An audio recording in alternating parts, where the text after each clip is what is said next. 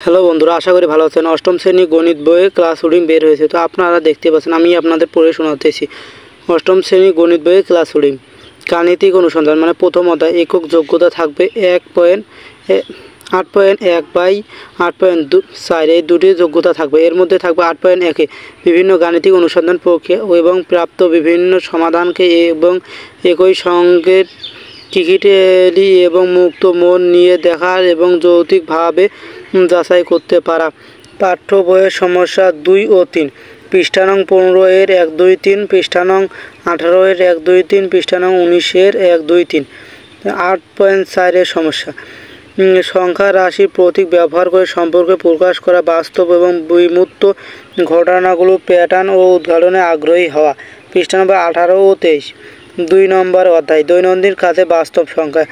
একক যোগ্যতা থাকবে 8.2, বিভিন্ন ধরনের মানসংখ্য লিখিত বা পদ্ধতিগত এবং ডিজিটাল কৌশলের সমন্বয়ে প্রকৌশলী এবং গণনার দক্ষতা ব্যবহার করে ডিজিটাল সগণিতিক সমস্যার সমাধান করতে পারে। পাঠ্য বইয়ের উদাহরণ এবং অনুশীলনী একক কাজ থাকবে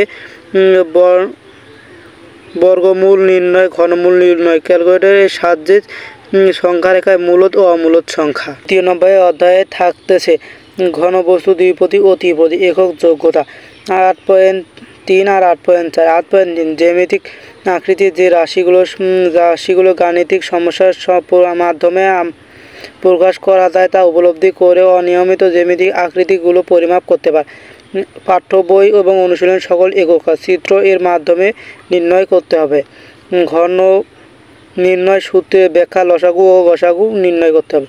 যোগ্যতা 8.4 পাঠ্য বইয়ের গাণিতিক অঙ্কগুলো প্রথমের দিকে আমরা দেখিয়েছি তাই আর দেখালাম না। ক্ষুদ্র সঞ্চয়ে ভবিষ্যৎ গড়ি একক যোগ্যতা 8.2, 8.3 এবং 8.5 গাণিতিক যুক্তি ও দক্ষতা ব্যবহার করে কোনো ঘটনা প্রবঞ্চনা বা আলোচনার মতামত দিতে পারা। পাঠ্য বইয়ের অনুশীলন এবং উদাহরণ সহ অঙ্ক। তো 8.2, 8.4 এবং 8.5 এই সবগুলোই প্রথমের দিকে দেখিয়েছি তাই আর দেখালাম না, ভিডিওটা বড় হয়ে যাবে। জ্যামিতিক নকশায় ত্রিভুজ ও চতুর্ভুজ একক যোগ্যতা 8.3 এবং 8.7। 8.3 দেখিয়েছি তাই আর দেখালাম না। 8.7 বাস্তব এবং বিমূর্ত গাণিতিক সংখ্যার সমস্যা এবং সমাধানের গাণিতিক সূত্র বা নীতিত উপযোগী যাচাই করতে পারা। তো আজকে ভিডিওটা এই পর্যন্ত। ধন্যবাদ। আমাদের হলে ফলো করবেন, ইউটিউব চ্যানেলে সাবস্ক্রাইব করে আছেন, আর ভিডিওটি ভালো লাগলে লাইক, কমেন্ট, শেয়ার করবেন। ধন্যবাদ।